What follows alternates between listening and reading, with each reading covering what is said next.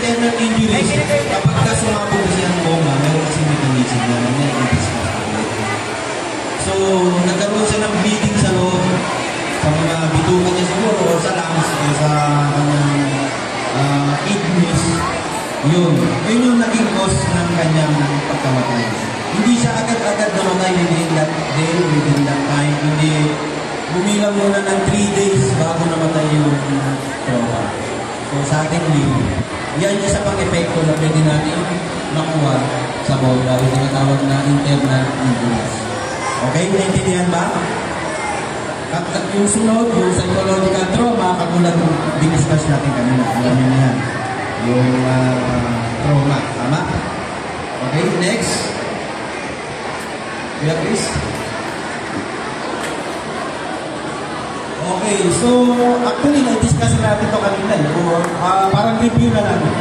Tawag natin is the aftermath of bombing. So, magkaroon tayo ng distraction sa infrastructure o yung mga tinatawag natin mga buildings, yan, schools, and anything na infrastructures. Secondly is the environmental damage. Okay, na-discuss na rin natin yan, tama? So, parang hindi tayo tagal. So, next, last. Okay, psychological and social impact. So, alam naman natin kapag na-epektuhan yung psychological natin, number 1 dyan, yung ating mental health. Kasi may stress tayo dyan, tama? Magkakaroon tayo ng phobia, katulad ko sinabi ni ma'am. So, once na nagkaroon tayo ng ganyan, ma-apektuhan natin lahat na. Once kasi na-apektuhan ng brains natin, sunod-sunod na, pati ang katawan natin, nalambot na tayo, ang ating pananaw, pati yung ating social interactions, hindi sila dahil psychologically, trauma na tayo, devastated na tayo, okay? So, pagka nangyari yan, susunod yan, magkaroon tayo ng community breakdown. Isang example yung tinatawag natin community breakdown. Halimbawa, kung ang isang pagsabog ay nangyari sa karamihan, ito sa isang barangay, tama? So, kalahatan sila, marami sila. So, imagine ninyo, kung lahat yan ay napektuhan ng nasabugan, ano nangyari? Wala nang magpapangsyon. Eh, kung isa dyan ay teacher, isa dyan ay barangay official, isa dyan ay engineer, o isa dyan ay nagtatakbaho sa PNP. So, magkaroon tayo ng community breakdown kapag marami na pinsala, which is mga key personnel natin na tinatawag. O kahit tayo, yung pamilya natin, hindi makakilos maghanap buhay. Tama?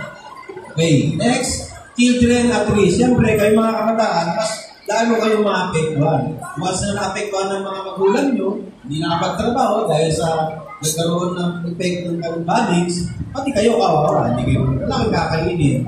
Hindi kayo mapag-aaral, wala kang bawon. Kasi, hindi ko naman sinasabi mangyayari sa inyo. Yun yung consequences na pwede. Reality. Diba? So, once na-apektuhan ng mga parents natin, siyempre, pati tayo apektado. Okay? Naintindihan ba? Okay, next. Okay, dito tayo pasok tayo sa recognizing bomb and threats. How to identify suspicious objects na pwede natin ma-encounter sa pang-araw-araw. Katulad ninyo dito sa eskwela. Okay, makinig kayo mabuti. Itong topic na to medyo maganda to. Alam mo kung bakit? Paano nyo ma-identify yung isang bagay na suspicious na po pwedeng na akala nyo bag lang na naiiwan dyan pero hindi nyo pala alam bilang na pala siya bomba, di ba? Okay.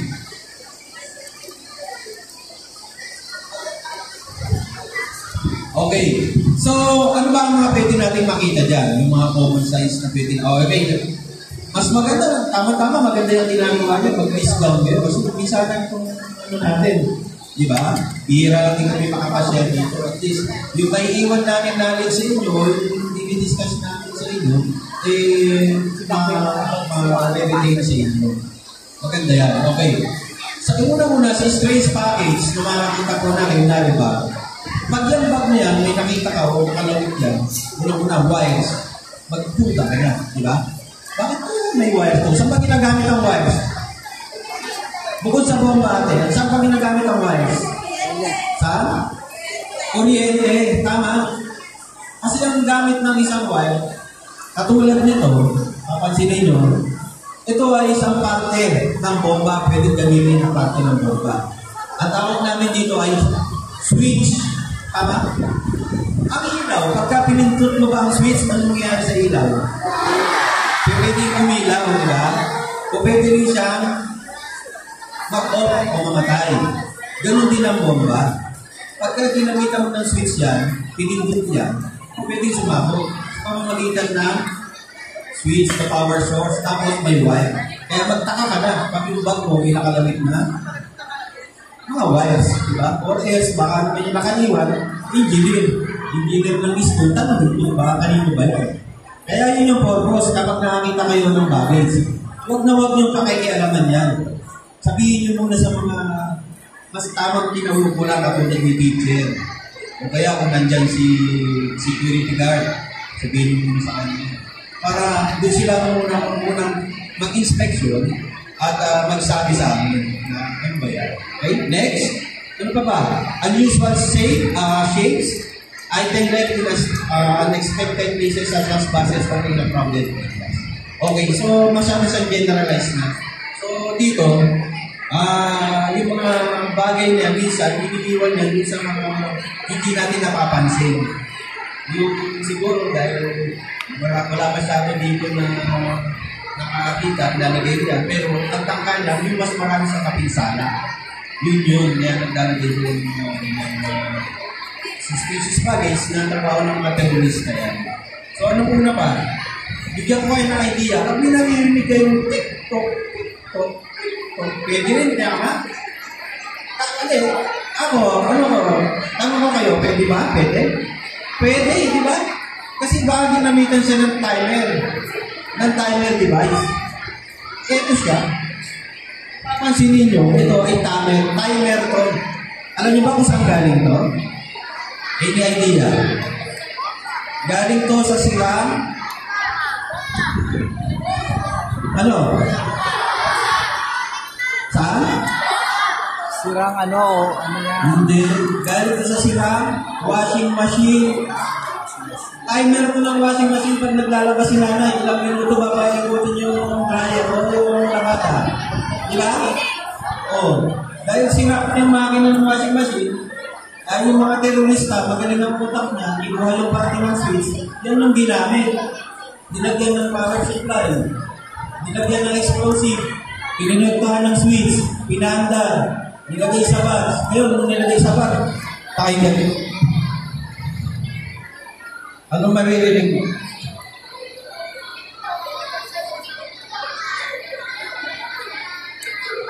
Diba? May pitulog siya. Umaandar yung timer. So, isa pa yan na pwede natin maging sign. Timer. Ano po pinagkakagulo? Pwede ba ako sumingit? Yan, si Sir. Dalawa tayo magbigay, Sir. Okay, good morning everyone. Gusto niyo na umuwi? Yung nakikita ko sa mga mata niyo, gusto niyo na umuwi. Maghanap ako dito ng inaantok ha. Maghanap ako na inaantok. Meron ako nakita, papingos-pingos kanina dito eh. Dahil sa dulo, nakikinig pa ba kayo dyan? Kung hindi makikinig, dadalhin namin. Nasaan na ba yung van namin? Nandiyan saan nyo pinating yung van? Kasi mga penting bata dyan. Okay, good morning ulit.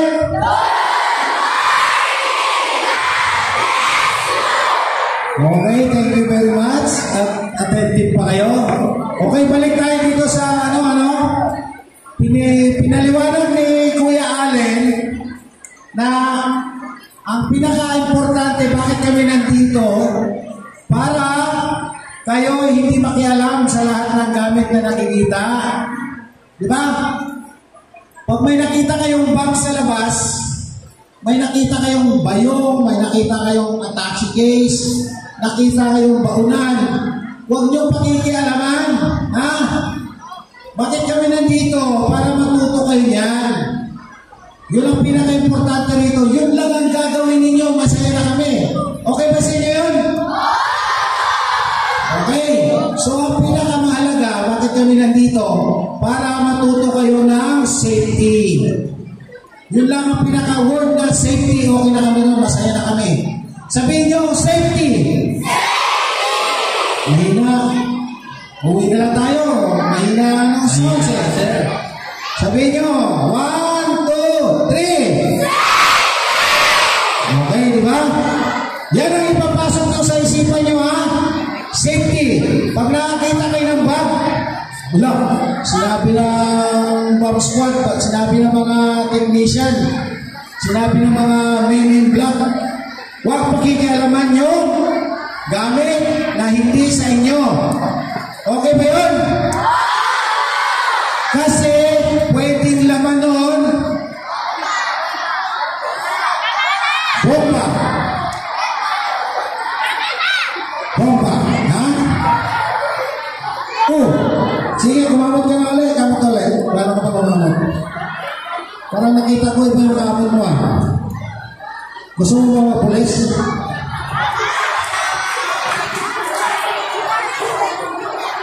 Alam nyo, ang importante sa inyo, mga bata, bakit kami bumababa sa inyo? Para matuto kayo ng safety. Huwag kayo magkaka-interest ng gamit na hindi sa inyo. Kasi lahat ng nadidisgrasya, unang namamatay sa bubahan, karamihan, bata. Bakit? Kasi kayo, dampot na, dampot. So, huwag nagdadampot ng gamit na hindi sa inyo. Ang unang gagawin, anong gagawin pag may nakitang gamit?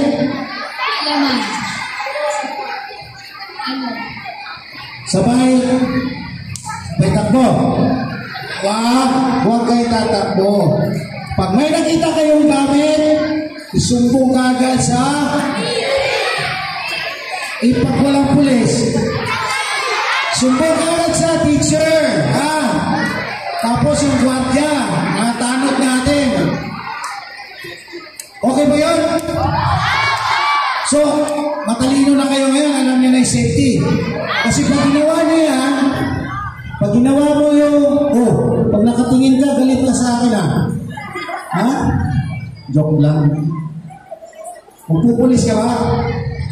Ayaw mo rin? Sino gusto magpulis? Yung totoo. Taas kamay. Babae, mga babae, gusto. Kulang tayo ng babae na pulis. Magpulis kayo, ha? Okay, baba na. Yung nagtaas ng kamay, isasama ko na ngayon. Hindi, joke lang. Yung magpupulis, kahit hindi kayo magpulis, ang una yung gagawin, magpakabait kayo. Mabata pa lang kayo, magpakabait kayo hanggang paglaki.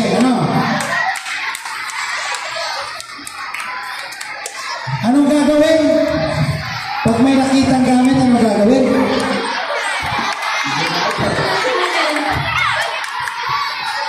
Anong gagawin pag may nakitang gamit sa kalsada?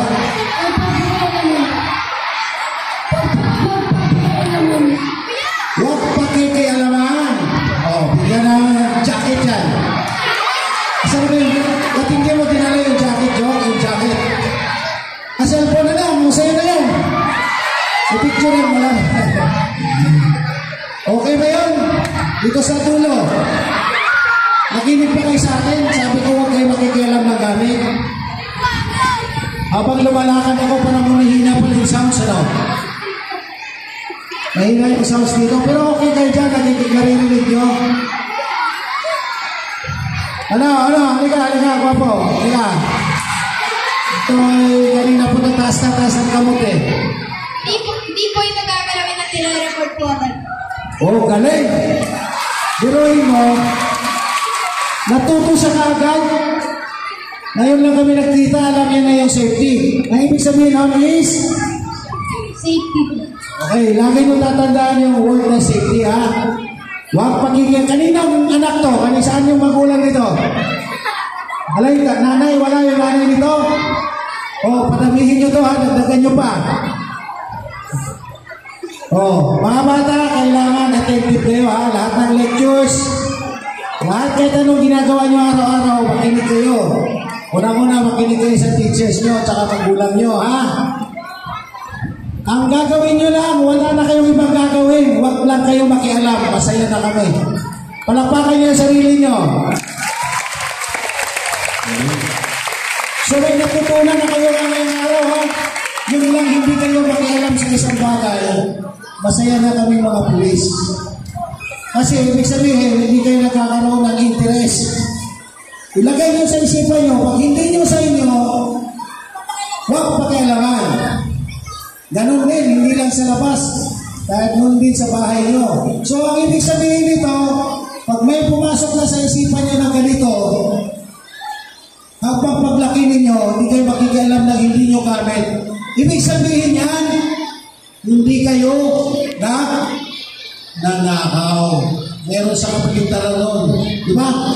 Hindi lang safety. Kasi pag hindi nyo gamit, hindi nyo iniinteresan, ibig sabihin, matinong tao kayo. Tama ba yun? Pero dahil maliliit pa kayo, ang pinag-uusapan natin yung safety. Hanggang paglaki ninyo, magiging matino kayong mamamayan. Okay ba yan? Okay. At saka naniniwala ba kayo na kayo ang pag-asa ng bayan? Ikaw pag-asa kanino? Nanay lang sa... Pag-asa ni nanay o ni tatay? Ni nanay at saka ni tatay. Kailangan, isipin nyo lagi, mag-aral kayo mabuti kasi paglaki nyo, tutulong kayo sa pamilya nyo. Yun ang purpose dito. Bakit kayo nandito sa school? Hindi kayo pinadala ng magulang nyo rito para matuto lang. Para ma-develop yung kanyang ma-develop ng kanyang paglaki na maging responsable kayong mamamayan. Alam nyo ba yun? Kahit anong gawin nyo, kahit anong matapos nyo sa buhay, pero hindi nyo ginagawa yung tama, hindi kayo magiging masaya. Kasi laging nasa isipan nyo na magkakaroon kayo lagi ng pangarap na mabilisan. Okay ba yun? Anong grade na kayo? Pagkatapos ng grade 6, anong sunod? High school, grade 7 hanggang grade 12 ba? 12? May 11, 10 pa. 11, 12 pa, wala na. College na yan. Ang haba naman pala, no? Pero dahil mapapait na kayo na bata, marunong na kayo, hindi na kayo matatampok kung ano-ano. Pag hindi tinampok, sumbong ka agad sa teachers. Ma'am, nandyan sila ma'am, oh. Sila ma'am naman, susumbong ka agad sa pulis. Tatawag nila sa mga pulis. Sir, merong gamit dito, pero meron akong pakiusap sa inyo. Bago kayo tumawag ng pulis, i-check niyo yung CCTV niyo. Meron ba CCTV sa school niyo? Okay. Kung may CCTV ng school niyo doon sa gate, may nakaiwan ng bag, i-review ka agad yung CCTV, baka mamaya naiwan lang ng classmate niyo. Para hindi tayo mapapagod pare-pareho. Walang pulis na pupunta, hindi kayo mapupulabog. Dahil nakita ni teacher, ang may-ari pala doon, nung isang sinto-sinto na dumaan, o kaya yung isang taong grasa. Di wala tayong trabaho pareho, pag hindi kayo napagod, hindi rin kami mga pulis napagod. So alam niyo na ang gagawin ngayon, mga teachers, gano'n na lang pakiusap ko sa inyo, kung may CCTV, review nyo kagad. Mabilis ang review lang po, mabilis ang review lang. And then, pag hindi talaga nakita, report kagad sa amin. Yung mga bata, huwag kayong lalapit. Pag mayroong item dito sa isang area, huwag niyong lalapitan hanggat maaari lumayo, walang dadaan. Hayaan nyo na ang pulis dumating. Okay bang sunod ba? Okay, recognizing boundaries, what to do if spots suspicious other. Ito na yung sinasabi ko sa inyo. Yung 5C. Okay, malinaw? Confirm. Ibig sabihin, tingnan nyo doon, titingnan ng mga school personnel kung nasaan yung gamit. Ano ba talaga yan? Bag ba yan? Box ba yan? O baka mamaya, nangangamoy na siya, baka mamaya, patay na hayop, itinapon, di ba? At the same time, i-clear yung area. Titignan na wala nang dadaan para walang madamay. In case na sumapok man siya, walang bata na masasaktan. Walang bawat isa sa iyo na masasaktan. Yun ang ayaw na ayaw namin. Okay, ang next is cordon. Kung meron kayong cordon, sir, i-cordon nyo yung area kung meron. Kung walang cordon, walang police line, pwede kayong gumamit ng tali. Yung tali na styro, basta importante, walang dadaan. And then, control, ibig sabihin, ganun din yung area, kung daanan siya ng tao, ang padadaanin, kontrolin lahat ang pwedeng pumasok na dadaan. And then, call. Yun ang huli-huling yung gagawin, tatawagan kami mga pulis. And then, darating yung mga EOD technician nyo, katulad namin, kami na bahala kung ano gagawin natin. Ang pinaka-importanting word natin is Safety. Makakalimutan ha. Okay, ano ang pinaka-importanting word natin is bakit ko rin, lakasan mo eh.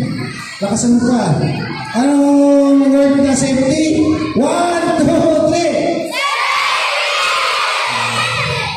3. Yun, masak yung tayo niya. Okay. From here, next slide, please. Ito na yun, don't touch, don't move, don't appeal, don't appeal, okay, next slide. Meron pa ba tayong show? Okay, panoorin nyo muna yung short video natin.